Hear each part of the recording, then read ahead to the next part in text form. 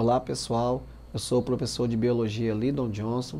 Vamos iniciar o conteúdo Coleta Seletiva de Lixo, aula número 23 do ensino médio. Vamos lá.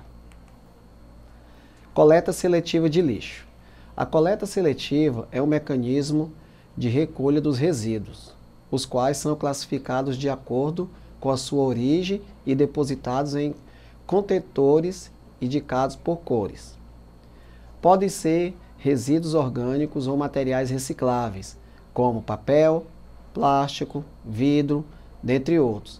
Além deles, materiais hospitalares e radioativos têm um destino diferente. Bom, gente, essa questão da coleta de lixo, ela é bem importante, principalmente quando se fala em meio ambiente, ok?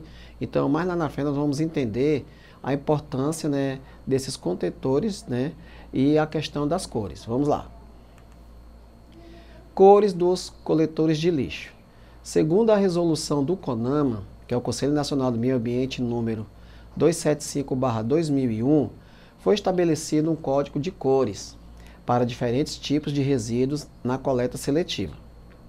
Assim, no padrão das cores dos contentores, os materiais que cada um deles receberão são. Então a gente vai entender que esses contentores eles têm cores diferenciadas, ok? Então nós vamos entender qual a responsabilidade, né, desses contentores em relação às cores. O azul é papéis e papelões, verde são os vidros, vermelho é os plásticos, amarelo, metais, marrom, resíduos orgânicos, preto, madeiras, cinza, materiais não recicláveis, branco, lixos hospitalares, laranja, resíduos perigosos e roxo, resíduos radioativos. Vamos lá. Práticas de desenvolvimento sustentável. Muitas vezes, as próprias empresas que fabricam ou comercializam certos produtos os recebem de volta depois de usados.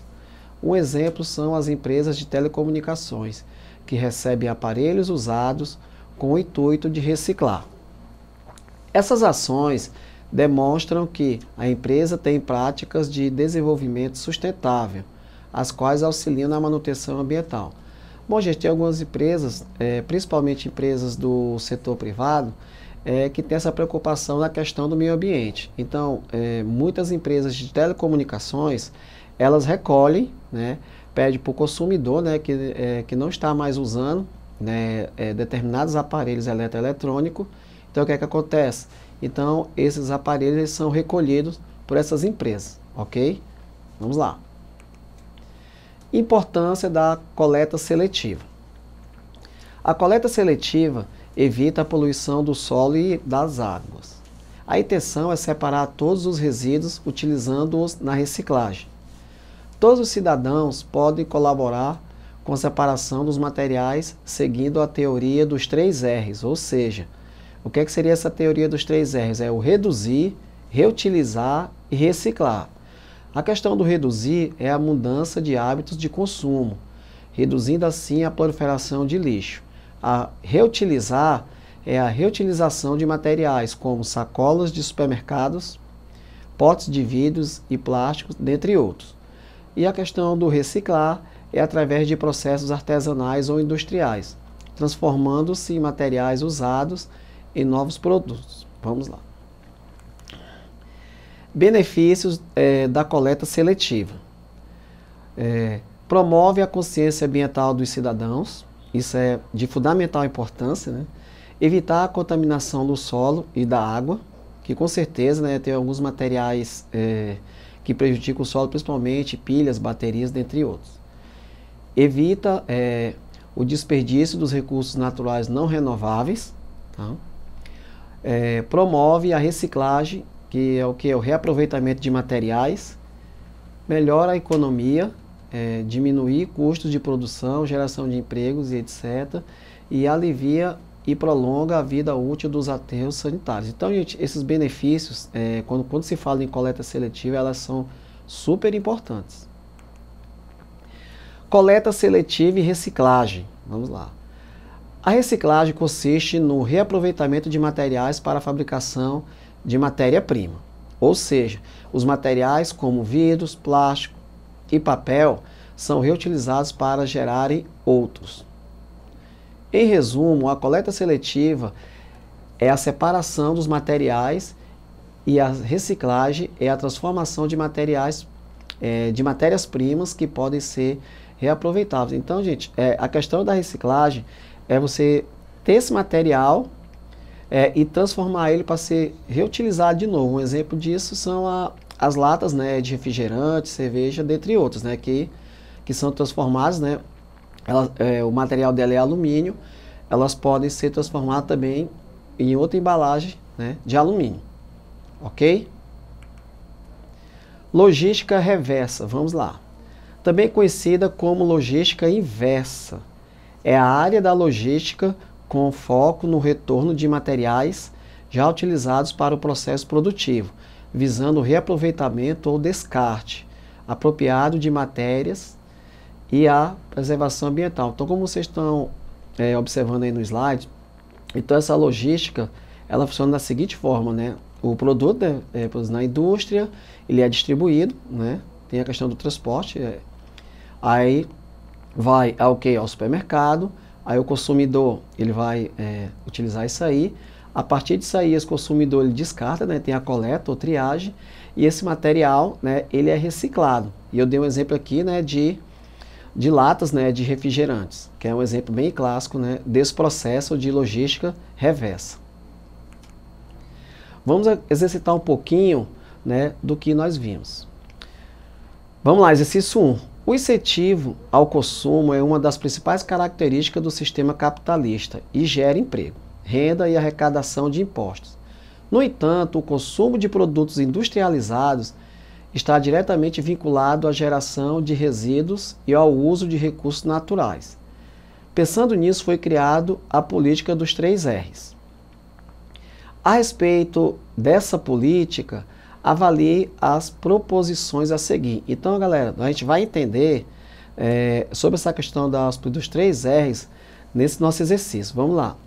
O item 1, né, diz o seguinte: durante a Conferência da Terra, em 1992, no Rio de Janeiro, foi proposta a política dos 3 R's. Isso já foi citado até em aulas anteriores, então com certeza isso aí está ok. A política dos 3 R's é apontada como a solução para a questão do lixo e do consumo de recursos naturais, uma vez que gradativamente cessará a produção de resíduos. Vamos lá. 3. Os 3 R's consistem nos atos de reduzir, reutilizar e reciclar o lixo produzido. São ações que devem ser executadas exclusivamente por entidades da administração pública e órgãos, tá, governamentais. Então vamos lá. Então ele quer saber, estão corretas as alternativas. Letra A, 1 e 2, ou desculpe, 2 e 3. Letra B, 1 e 2. Letra C, 1 e 3. D, apenas a alternativa 1. E letra E, todas as alternativas. Bom, se você voltar aqui um pouquinho, a alternativa 1, como eu falei para vocês em outras oportunidades, quando teve essa conferência no Rio de Janeiro, em 1992, que foi chamado a Eco 92, então, foi discutido vários assuntos em relação ao meio ambiente. E uma das propostas políticas foi essa questão dos 3 R's, ok? Então, isso aí, essa 1 está corretíssima.